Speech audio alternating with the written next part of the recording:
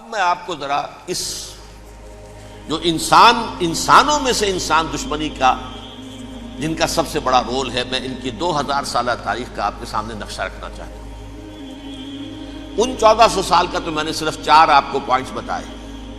موسیٰ سے عیسیٰ تک 1400 برس علیہ الصلوۃ والسلام، 2 مرتبہ عروج، 2 مرتبہ زوال، اشیریوں کے ہاتھوں پٹوائی، بابلیوں کے ہاتھوں پٹانا، گریکس کے ہاتھوں مرمت، رومنز کے ہاتھوں مرمت۔ یہ جو 2000 سال ہیں، کیونکہ اب تو ظاہر بات ہے 21ویں صدی شروع ہو گئی، 20 صدیاں حضرت مسیح کو پوری ہو گئی۔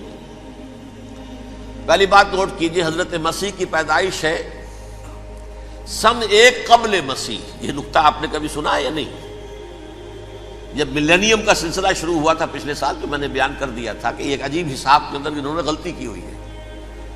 حضرت مسیح کی پیدائش ہوئی 25 دسمبر کو، سن انہوں نے شروع کر دیا، جو اس کے بعد جنوری آئی تو پہلا سال شروع ہو گیا۔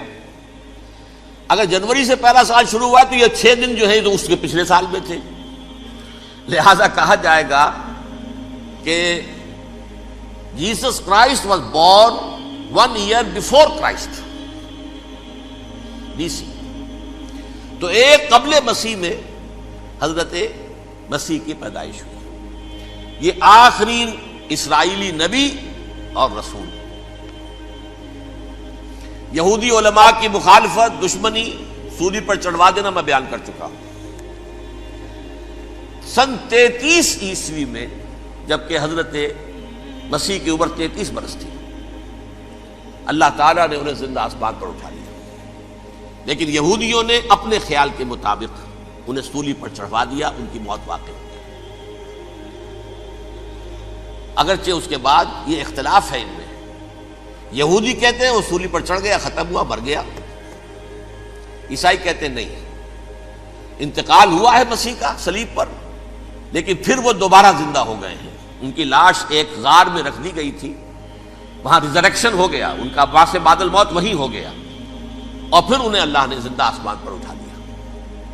تو ہمارے اور عیسائیوں کے درمیان نوٹ کر لیجئے، یہ چیز مشترک ہے کہ حضرت مسیح آسمان پر زندہ اٹھائے گئے۔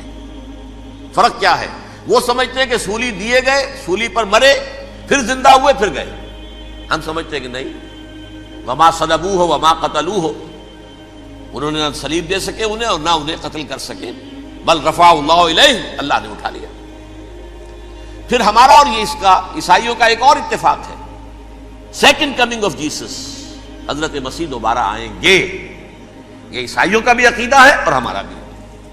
بہرحال تو جیسا کہ میں نے عرض کیا کہ اس وقت یہ عذاب استیصال، عذاب اکبر کے مستحق ہو چکے تھے، لیکن اللہ نے ان کی مدت دراز کی ہے، لیکن ان پر دنیاوی عذاب کا ایک کوڑا جو ہے اللہ تعالی کی طرف سے اسی وقت برسا۔ دنیاوی عذاب دنیا میں رہتے ہوئے ختم نہیں کیا گیا۔ 37 برس بعد حضرت مسیح کے رفع سماوی کے 37 برس بعد سن 70 میں یہودیوں نے بغاوت کی رومیوں کے خلاف۔ رومی ٹائٹس جنرل تھا ایک، اس نے پھر جو حملہ کیا ہے، 1,33,000 یہودی ایک دن میں قتل کیا یروشلم میں،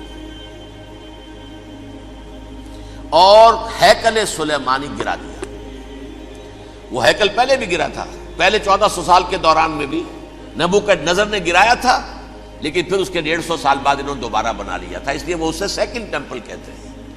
پہلا ٹیمپل جو حضرت سلیمان نے بنایا تھا، نبوکدنضر نے گرا دیا 587 قبل مسیح میں، پھر دوبارہ انہوں نے 150 سال کے بعد بنا لیا۔ وہ اس تاریخ کا حصہ ہے، میں نے جس کے بارے میں آپ کو تفصیل نہیں بتائی۔ اس میں یہ ہوا سن 70 میں وہ گرا دیا گیا، وہ آج تک گرا پڑا ہوا ہے۔ نمبر 2، یہ کہہ دیا گیا کہ یہودیوں اس ارض فلسطین سے نکل جاؤ، تم یہاں نہیں رہ سکتے اب۔ لہذا جس کا جہاں سینگ سمایا چلا گیا، یورپ میں چلے گئے، ایشیا میں آ گئے، عرب میں آ گئے یہ 3 قبیلے جو رات بھی میں نے عرض کیا تھا، بنو قینقاع، بنو نذیر اور بنو قریظہ، یہ وہاں سے آ کے مدینے میں آباد ہو گئے۔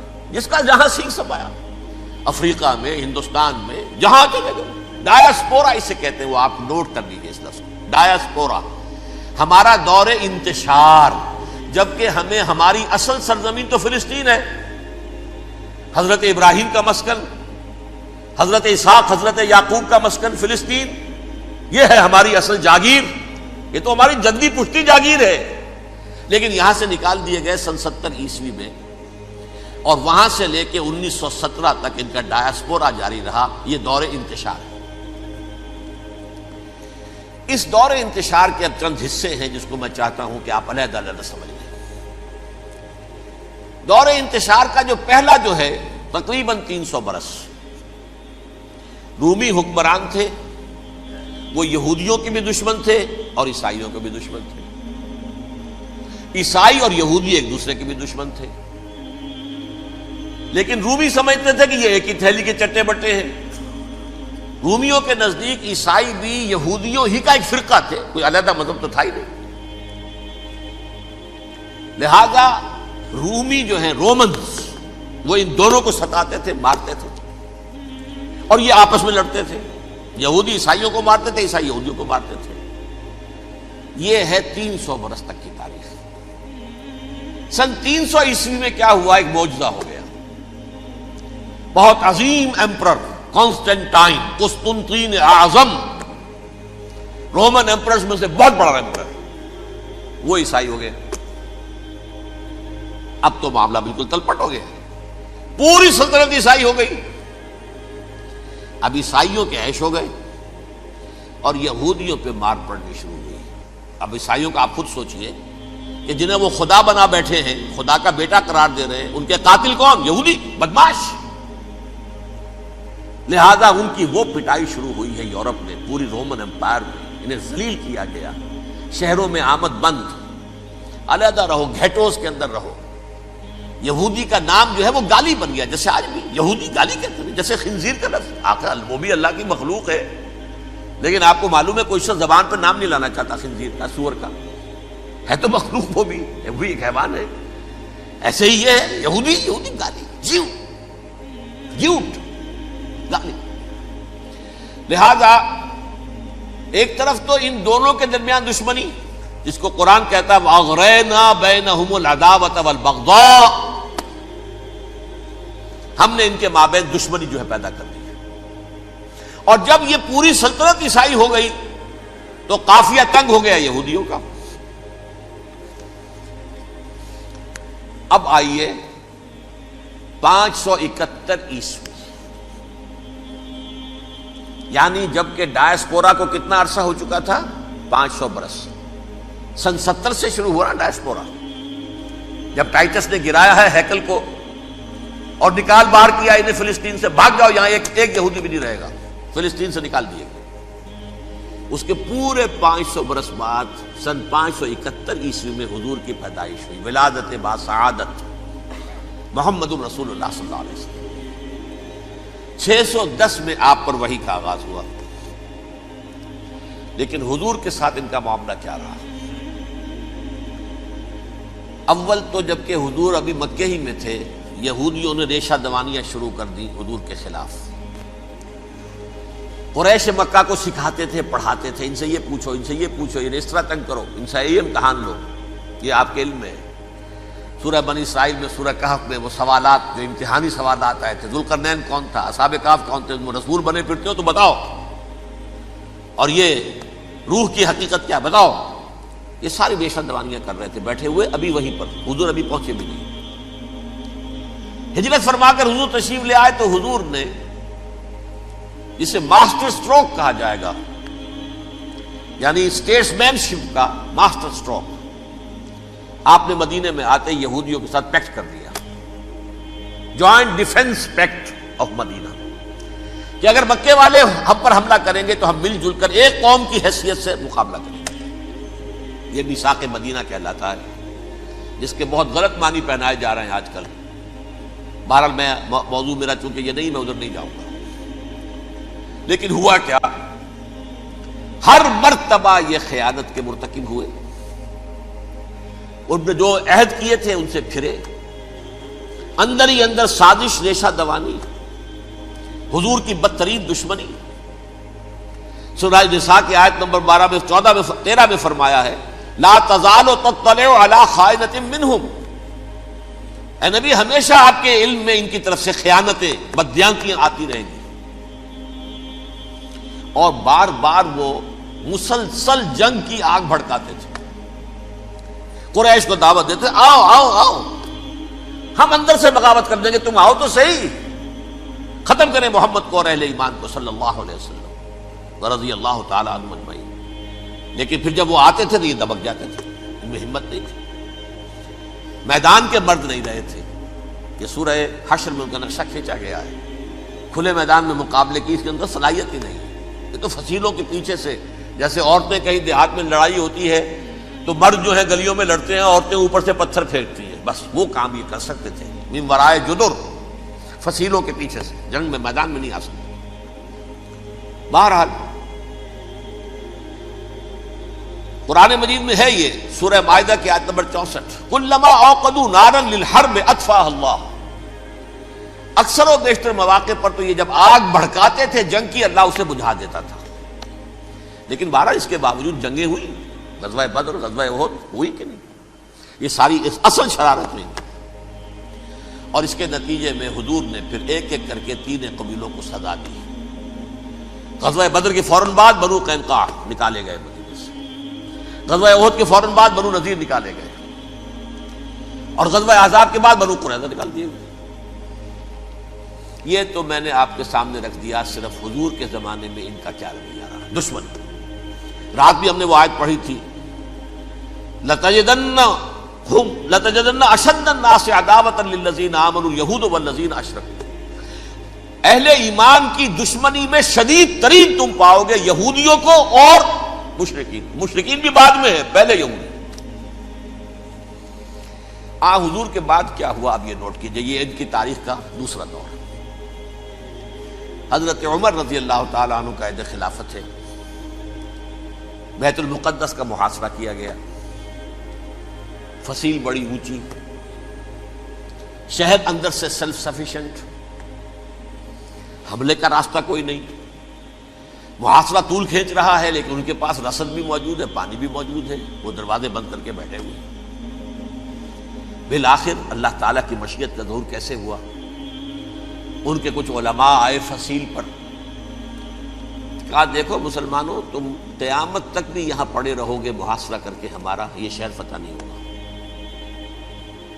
ہاں ایک درویش بادشاہ کے ہاتھوں یہ شہر فتح ہونا ہے، لیکن تمہارے اندر ہمیں وہ نظر نہیں آ رہا.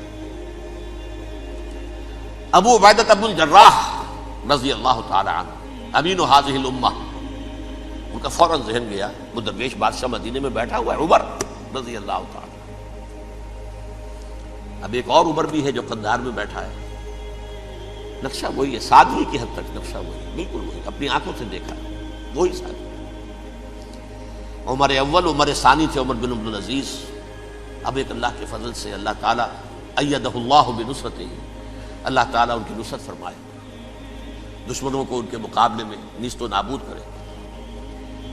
انہوں نے ریکویسٹ بھیج دی کہ حضور تشریف لائیے، یہ شہر فتح ہو جائے گا. وہ ہے سفر تاریخی، اتنا طویل سفر، تقریباً 700 میل، ایک اونٹ، ایک خادم، ایک منزل پہ امیر المومنین اوپر بیٹھے، خادم آگے چل رہا ہے، اگلی منزل پہ خادم اوپر بیٹھا ہے، امیر المومنین آگے جا رہے ہیں.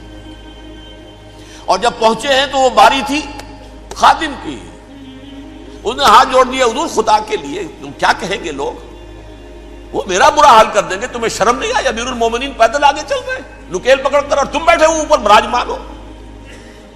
حضرت عمر فرمایا الدور دورک، نہیں باری تمہاری ہے، بیٹھ. اس حال میں پہنچے ہیں.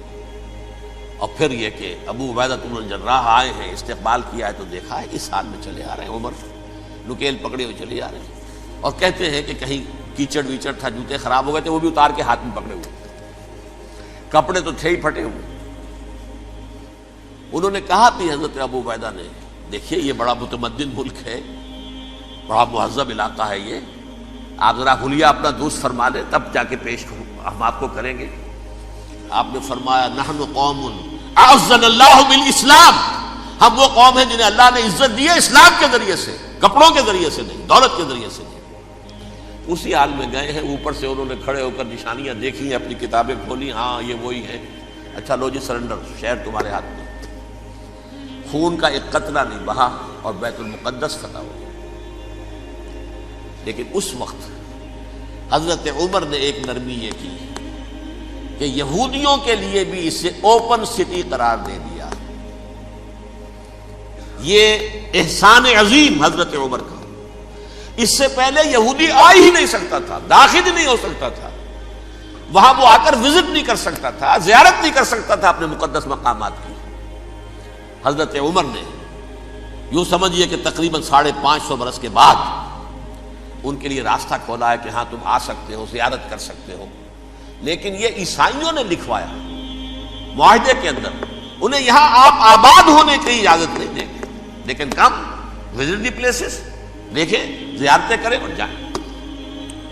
یہ معاہدہ حضرت عمر کا ہے رضی اللہ تعالیٰ، جو پھر خلافت راشدہ کے بعد بنو امیہ نے بھی اس کو آرڈر کیا، بنو عباس نے کیا، پھر جو ہمارے یہ ترکوں میں اندر خلافت آئی تو ترک خلفاء نے بھی اس معاہدے کی پوری پابندی کی۔ فلسطین میں آ سکتے ہیں یہودی صرف زائرین کی حیثیت سے، وہاں آباد نہیں ہو سکتے۔ اب آئیے اگلا دور آیا حضرت عثمان کا دور خلافت۔ یہ ہے وہ وقت کہ اب یہود نے امت مسلمہ کی پیٹھ میں چھرا گھونپا۔ وہ کیسے؟ ایک یہودی عبداللہ ابن سبا اسلام کا لبادہ اوڑھ کر آ گیا، معاشرے کا جائزہ لے لیا، ان میں بنو ہاشم اور بنو امیہ میں جو پرانی کشاکش تھی اس کے کچھ نہ کچھ جراثیم باقی ہیں، اگر ان کو ذرا بھڑکا دے تو مسلمانوں میں انتشار پیدا ہو جائے۔ کہا یہ عثمان کون ہے؟ یہ تو بنو امیہ میں سے ہے، یہ حق تو بنو ہاشم کا ہے، خلافت ان کے پاس ہونی چاہیے، محمد کے تو رشتہ دار وہ ہے صلی اللہ علیہ وسلم۔ عوام الناس کے اندر بات پھیلنی شروع ہوئی، پھر ایک بڑی سازش کے انداز میں حضرت عثمان کے خلاف پروپیگنڈا، حضرت عثمان کے جو عاملین تھے، گورنر تھے، ان کے خلاف پروپیگنڈا، اور ایسی ہوشیاری کرتے تھے کہ کوفے میں کوفے کے حاکم کے خلاف کچھ نہیں کہنا، اجی مصر میں یہ ہو رہا ہے، اجی شام میں یہ ہو رہا ہے، اجی یہ جو عثمان ہے وہ یہ کر رہا ہے، یہ ظلم ہو رہا ہے، یہ لوٹ مار ہو رہی ہے، یہ خیانتیں ہو رہی ہیں۔ اب نہ تو اس زمانے میں مینز آف کمیونیکیشن، کیسے تصدیق کریں؟ افواہیں تو آپ آج کراچی کے اندر شروع ہو جائے تو پتہ نہیں چل سکتا کسی کو کہ کیا اس میں صداقت ہے کیا جھوٹ ہے، اور بری بات جو ہے فطرت انسانی کی کمزوری ہے وہ فوراً قبول کرتا ہے، کسی کے بارے میں اچھی بات ماننے کو تیار نہیں ہوتا لیکن بری بات تو فوراً تیار۔ بہرحال یہ فتنہ انہوں نے اٹھایا، حضرت علی کی الوہیت کا فتنہ اٹھایا، حضرت عثمان کے خلاف الفتنۃ الکبریٰ برپا کیا، حضرت عثمان شہید ہوئے۔ اس کے بعد 5 برس تک مسلمان ایک دوسرے کی گردنیں کاٹتے رہے، باہمی خانہ جنگی ہوئی، امت کو وہ زخم لگایا ہے جو آج تک جس سے خون رس رہا ہے۔ یہ شیعان عثمان اور شیعان علی تھے جو بعد میں پھر سنی اور شیعہ ہو، اور آج تک فتنہ کس نے جگایا؟ ایک عبداللہ ابن سبا یہودی اور اس کے کارندے، شیطان کا ایجنٹ، اور انسانوں میں سے بھی اس کے جو بھی حواریین تھے اور شیطانوں کے اندر سے بھی تھے، انہوں نے بھی اس آگ کو بھڑکایا۔ یہ آپ سوچ لیجئے کہ یہ کس نے وہ زخم لگایا؟ یہودی۔ اگلا دور آیا، خلافت راشدہ ختم ہوئی، بنو امیہ کا بھی دور کافی گزر گیا۔ طارق ابن زیاد 712 عیسوی میں حملہ کرتے ہیں اسپین پر۔ اسپین اس وقت عیسائیت کا بہت بڑا گڑھ، بڑے کٹر ترین عیسائی جو ہے وہ اسپین میں تھے، لہذا یہودیوں کی وہاں بہت پٹائی ہوتی تھی، یہ میں بتا چکا ہوں، دشمنی تھی ان کی، چلی آ رہی تھی عیسائیوں کے ہاتھوں یہودیوں کی، وہ تو سن 300 عیسوی سے ایمپرر کانسٹنٹائن کے بعد سے شروع ہو گئی تھی۔ اس حوالے سے یہودیوں نے اس وقت چالاکی یہ برتی، کچھ راستے واسطے بتائے، کچھ مدد کی طارق ابن زیاد کی۔ طارق ابن زیاد نے انہیں اپنا محسن سمجھا، ہسپانیہ فتح ہو گیا تو یہودی چونکہ محسنین کی فہرست میں آ چکے تھے، انہیں بہت اقتدار نصیب، بڑی سپورٹ مسلمانوں نے دی۔ ان کے بڑے بڑے علماء جو ہیں اسی دور کے اندر پیدا ہوئے، بڑے بڑے تھنکرز ان کے اسی دور میں پیدا ہوئے۔ بن گوریون جو کہ ایک وزیر اعظم تھا اسرائیل کا، اس نے یہ لکھا ہے اپنی کتاب میں، Muslim Spain was the golden era of our diaspora. وہ ڈائسپورا جو 70 عیسوی سے شروع ہوا تھا اور 1917 عیسوی تک جاری رہا ہے، اس میں سے گولڈن ایرا ہمارا جو تھا وہ مسلم اسپین تھا. ہسپانیہ میں بیٹھ کر ہم عیش کیے. لیکن وہاں سے انہوں نے اور جو کچھ کیا، یہ تو داستان کے تو بہت سے گوشے ہیں، لیکن میں جس اسٹریٹ لائن میں چل رہا ہوں اس کے اعتبار سے ایک بات سمجھ لیجیے. وہاں بیٹھ کر انہوں نے اب عیسائیت کی پیٹھ میں چھرا گھونپا، پروٹیسٹنٹ مذہب پیدا کیا، تقسیم کر دیا.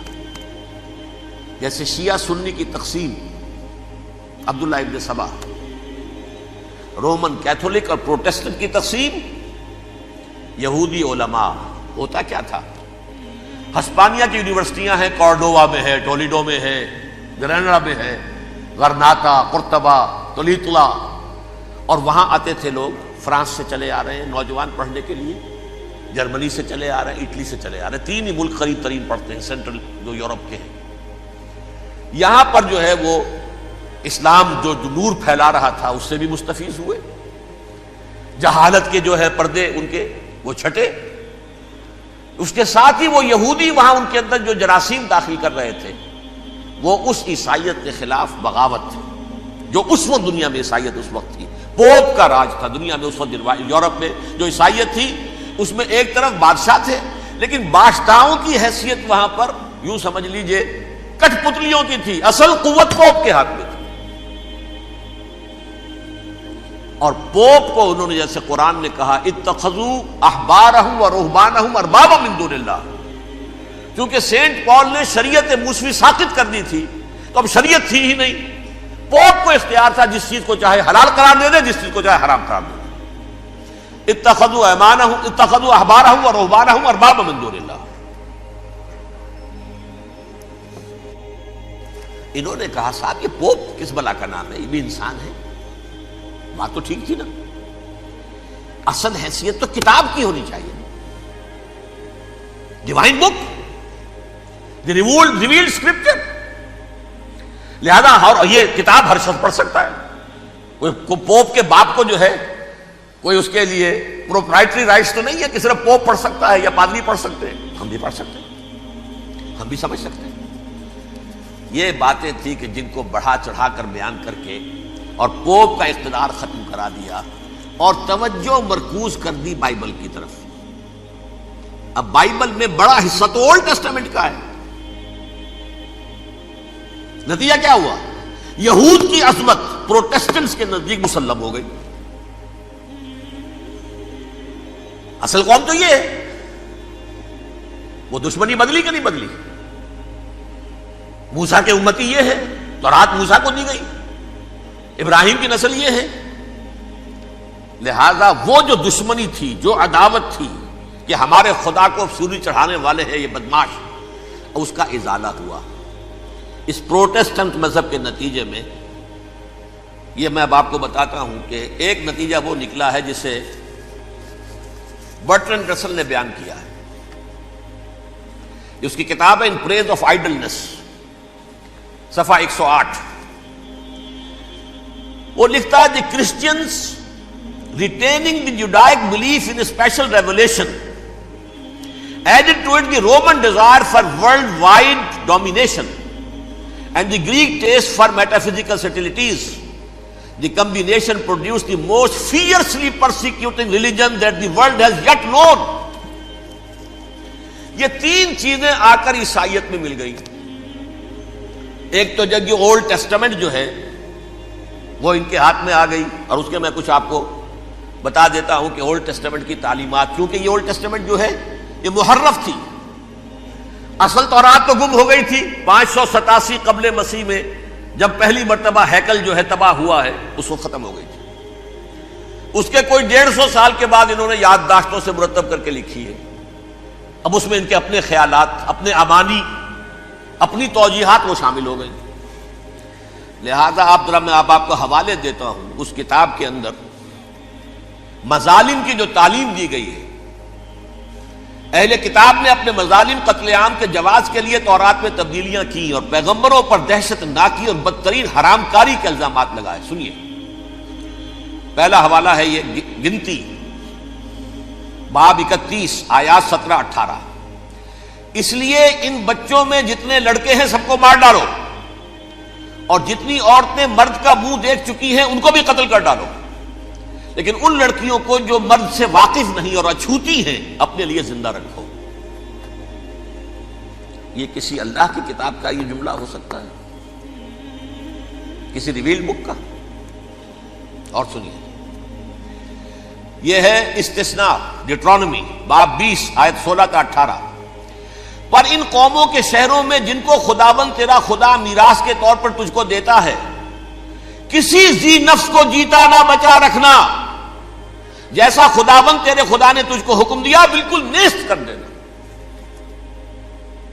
مرد، عورتیں، بچے، بوڑھے سب ختم. یہ کتاب مقدس ہے. اور سنیے، سموئیل باب 27 آیت نمبر 9. اور داؤد نے اس سرزمین کو تباہ کر ڈالا اور عورت مرد کسی کو جیتا نہ چھوڑا. نمبر 4، ان سب آباد شہروں کو ماں، عورتوں اور بچوں کے بالکل نابود کر ڈالا. کتاب استثناء باب 3 آیت 6. یہ ہے جو کہہ رہا ہے برٹرینڈ رسل، کرسچینٹی میں آ کر اب یہ 3 چیزیں شامل ہو گئی. ایک تو یہ باربیرین یہ تعلیم جو ہے، اور یہ مذہب کے نام پہ تعلیم، یہ کتاب مقدس کی تعلیم. نمبر 2، رومنز کے اندر جو ایک تمنا تھی ورلڈ ڈومینیشن کی، وہ عیسائیت کے اندر آ گئی. اس لیے کہ پوری رومن امپائر جو ہے عیسائی ہو گئی، تو اسے وراثت کے اندر ورلڈ ڈومینیشن کی جو ایک تمنا تھی وہ مل گئی. اور پھر یہ کہ انہوں نے جو توہمات تھے یونانیوں کے، ان کو بھی اپنے ہاں مختلف شکلوں کے اندر جمع کر لیا. ان 3 چیزوں کا the combination produced the most fiercely persecuting religion that the world has yet known. اس کے نتیجے میں دنیا میں تاریخ انسانیت کے اندر جو بدترین خوخار ترین مذہب ہو سکتا ہے وہ شکل عیسائیت نے اختیار کی. اور اس کا مظہر عتم کیا تھا؟ نوٹ کیجیے، صلیبی جنگیں. ایک بات ٹائم ٹیبل کے اعتبار سے نوٹ کر لیجیے گا. فرسٹ ملینیم ختم ہوا، سیکنڈ شروع ہوا. ان کے 1000 سال ختم ہوئے تو 11ویں صدی میں سیکنڈ ملینیم شروع ہوا، تو پہلی صلیبی جنگیں ہوئی. لاکھوں مسلمان قتل کیے. صرف یروشلم کے اندر اتنا خون بہایا ہے کہ خود ان کے ہسٹورینز لکھتے ہیں کہ جب ان صلیبیوں نے جب گھوڑوں کے ساتھ وہ چل رہے تھے گلیوں میں، تو ان کے گھوڑوں کے گھٹنوں تک خون کی ندی بہ رہی تھی. جہاں سے گزرے ختم کرتے چلے گئے، آبادیاں کی آبادیاں ختم. اگرچہ اس کروسیڈ میں گیہوں کے ساتھ گھن بھی پسا، یہودی بھی بہت مارے گئے. یہ فرانس سے، جرمنی سے جب یہ کروسیڈرز آ رہے تھے، 3000 میل کا سفر طے کر کے آئے تھے. سوچئے تو صحیح. اربن ثانی پوپ جو تھا، آگ لگا دی تھی اس نے پورے یورپ کے اندر. شرم سے ڈوب مرو، تمہارے مقدس علاقے مسلمانوں کے ہاتھ میں. انفیڈلز، یہ کافر، یہ مرتد، یہ ملحد. مسیح جہاں پیدا ہوا، مسیح کو جہاں سولی دی گئی، وہ کہاں ہے؟ ان کے ہاتھ میں. وہ آگ لگائی ہے. 3000 میل کا فاصلہ طے کر کے یہ قومیں آئی ہیں، اور جو تباہی مچائی ہے. تاریخ انسانی میں ایسی بربریت کی کوئی مثال. اور یہ ان کے اپنے ہسٹورینز لکھتے ہیں. شرم کے مارے ایسے محسوس ہوتا ہے جیسے ان کی گردنیں جھکی جا رہی ہیں.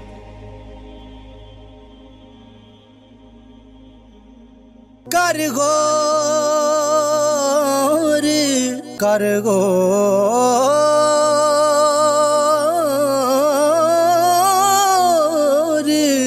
ہتھاں دیاں انگلیاں تے کر غور ہتھاں دیاں انگلیاں تے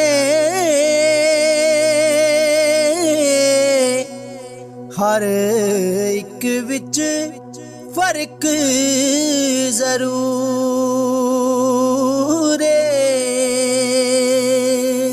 انج فرق یہ ساری